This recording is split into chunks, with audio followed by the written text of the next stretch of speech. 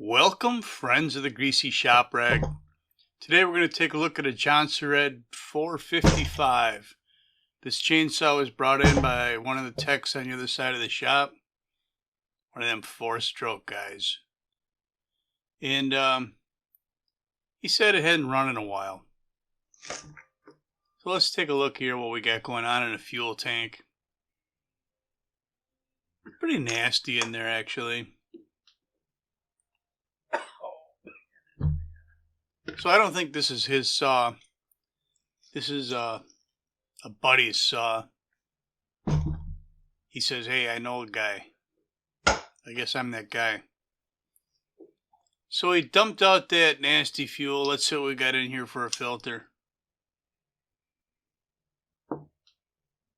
Yeah, that's pretty brown. So this saw is older.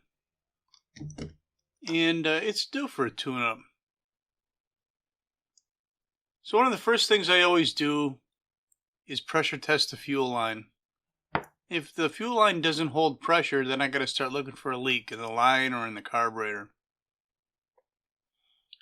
I'll set this to pressure and I'll put 10 pounds of pressure on that line. And if there's a hole in it, that needle will start coming down right away. Usually I just let it sit for a little bit. It seemed tight. We're happy with the condition of that line. We'll push our new fuel filter on there.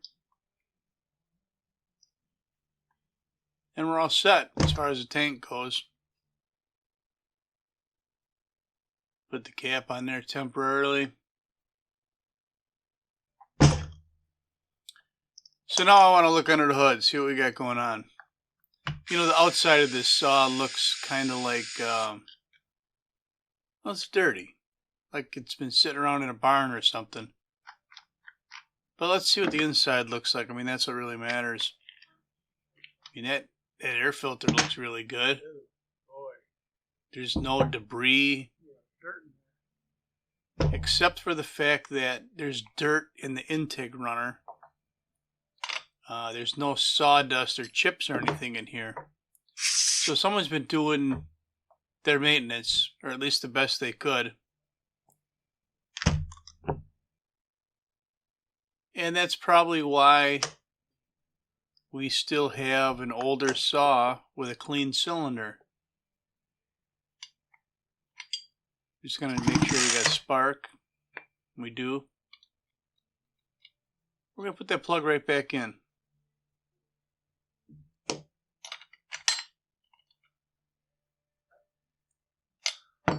Now this guy wasn't looking to spend a ton of money on this repair. He just wants it running.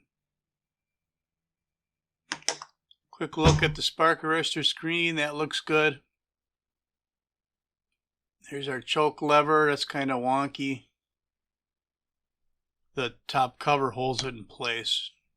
So right now it's just flopping around. 2 screws to hold the air intake and carburetor in place.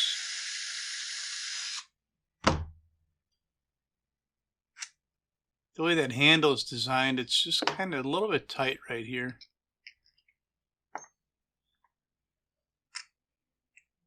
We'll get it. There we go. So look at the dirt inside here. There's a lot of dirt in That ain't good. So some of that dirt probably got into the engine. And there's probably a little bit of wear on the intake side of the piston skirt.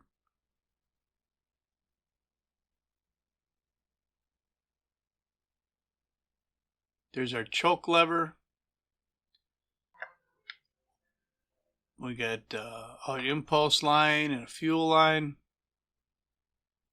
And our throttle linkage. Here we go. We've harvested a carburetor.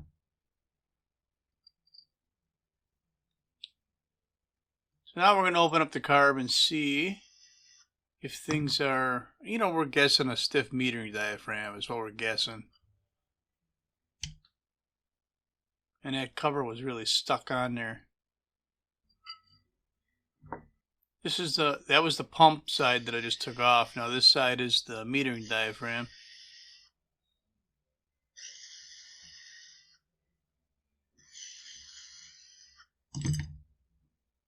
What do we got?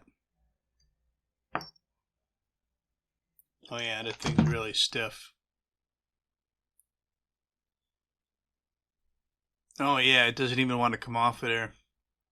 When you got to start going at it with a razor blade, you know it's due, right? Look how stubborn this thing is being.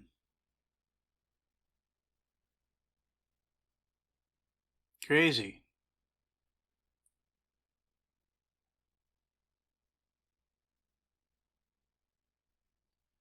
That stiff metering diaphragm would be, the metering diaphragm controls the metering lever, which works on the needle, which lets fuel in and out of this metering chamber. And if that diaphragm can't move freely, you're not going to get the proper amount of fuel in that metering chamber, and it's never going to run right. Some cases it'll never start. In other cases it'll just flood all the time. So what we've got going on here is we're installing the fuel pump and putting the pump cover on. There's a single screw that's going to hold that in place.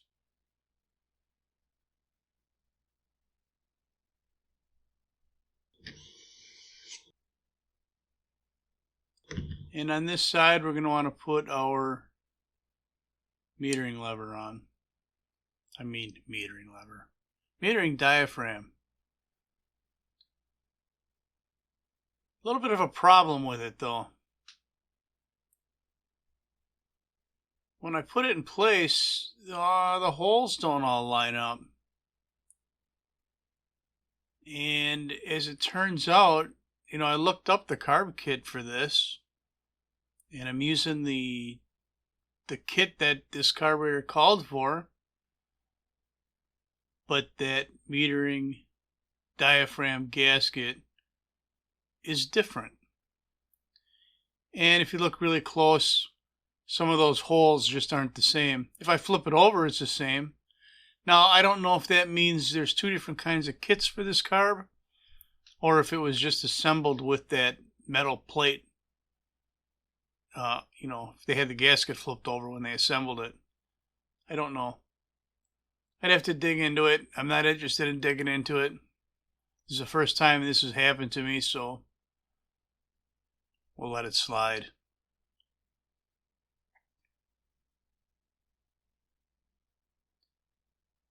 But when I get a different kit, I got a different gasket, so it's weird. Just weird. We'll put it together with the gasket that matched what came out of there. And all the pins and holes line up. Hurry up. And we're done. Now we got to put it all back together.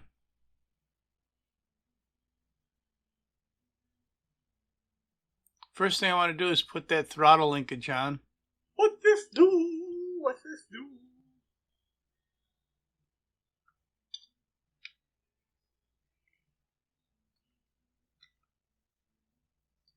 That seems legit. Where's that choke? Now we're going to put our choke linkage on.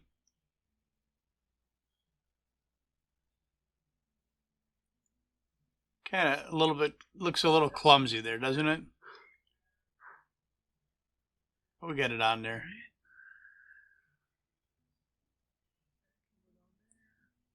And our air filter adapter or intake or dirty plastic piece. We get it all lined up and run the two screws in.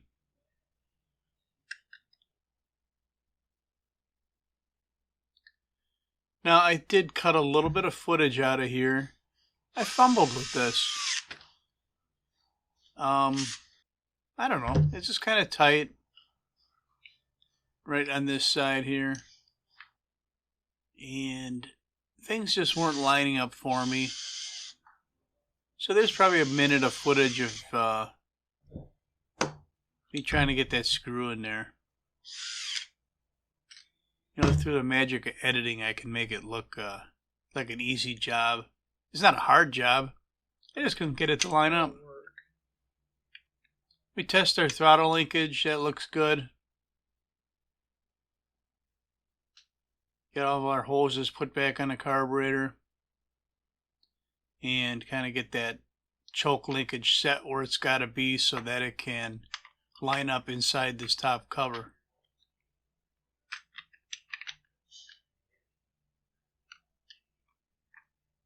There we go.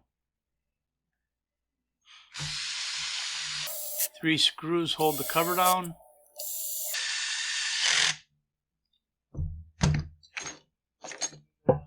And then we'll get some 50-to-1 put in here. This might be a 40-to-1 saw.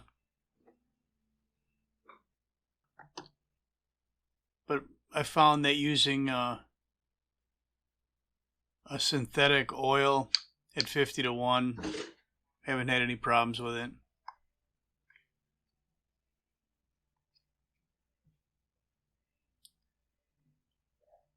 So that's all I'm going to have for you on the Jonsered 455 carb refresh. Thanks for watching. Later.